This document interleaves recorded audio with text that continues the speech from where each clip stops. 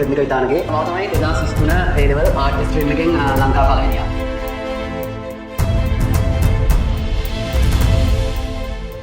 මගේ district rank එක 4, island rank එක 21, ගම්පහ දිස්ත්‍රික්කයේ මීඩියා විෂයෙන් මම පළවෙනි.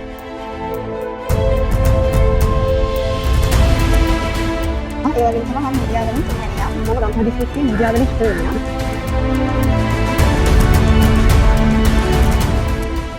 මගේ නම ටසුන් රිද්මික විතානගේ මම තමයි 2023 A level ආර්ට් ස්ට්‍රීම් එකෙන් ලංකාව පළවෙනියා. ඇත්තටම මම සර් ක්ලාස් එකට ඔන්ලයින් තමයි ජොයින් වුනේ. මම මුලින්ම සර් පේපර් ක්ලාස් එකට ජොයින් වුනේ ඔන්ලයින්. අර සර් අපිට දුන්නා සර්ගේ මම දන්නේ සමහර පාඩම් රිවිෂන් හෝ තියරි වීඩියෝස් අපිට දුන්න සම්පූර්ණ පාඩම්. ඉතින් මේ පාඩම් වල වලදී මට අර සර්ගේ නෝට් දුන්න දෙයක් තමයි සර් අර පාඩම අර අවබෝධයෙන්ම කියලා දෙන්න බලනවා නිකන් නෝට් එකක් දෙනවට වඩා. මම හිතන ඔයගොල්ලෝ ටියුට් එකනේ දෙන්නේ. ඒ ටියුට් එකත් එක්කම සර් මේ පාඩම හරියට අවබෝධ කරනවා. ඉතින් ඒක ඒ වෙලාවේ අවබෝධ කරන් අහන් ඉඳලා Tamanට මොකක් හරි තේරෙන්නේ නැති තැනක් තියෙනවා නම් ඒ වෙලෙම ක්ලියර් කරගන්න. දැන් කරන පාඩම් ටික අමුතුවෙන් බලන්න ආයෙත් කාලයක් වෙන් කරන්න හිතන්න එපා. එහෙම කාලයක් නැහැ. හරියට විභාගෙට ෆේස් කරන්න. මම සර්ට ස්තුතිවන්ත වෙන්න ඕන. අපිට ඒ දුන්න සපෝට් එකට මම හිතන මට විතරක් නෙවෙයි අපේ ඔන්ලයින් ක්ලාස් එකට ලංකාව වටේම සම්බන්ධ වුණා. මට මතකයි සමහර සෑහෙන දුර පැතිවල ළමයි සම්බන්ධ වුණා. ඇත්තට මේ ළමයිට භෞතික පන්තියක්වත් හරියට නැහැ ඒ පැත්තේ යන්නේ.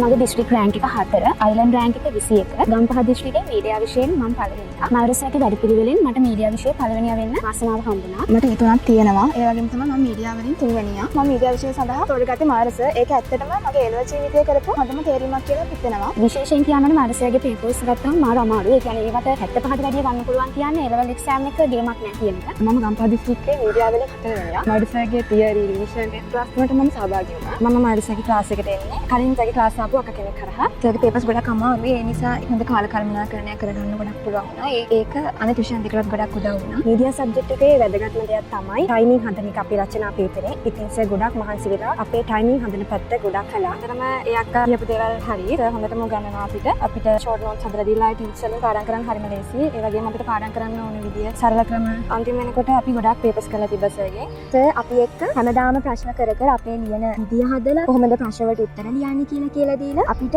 ගොඩක් උගන්වන ඒ දේවල් කරා. සර්ගේ වැඩපිළිවෙලත් එක්ක මට ඒකක් කියන රිසල්ට් එකට යන්න ගොඩක් පහසු වුණා. ඒ තරමේ සර් දැන් රිවිෂන් ක්ලාස් එකේදී ලියන එක ප්‍රැක්ටිස් කරනවා. එතකොට අපිට අනිත් සබ්ජෙක්ට් වලත් මාසියක් වුණා ඒ ලියන එක ප්‍රැක්ටිස් කරගන්න හා ටයිම් මැනේජ් කරගන්න.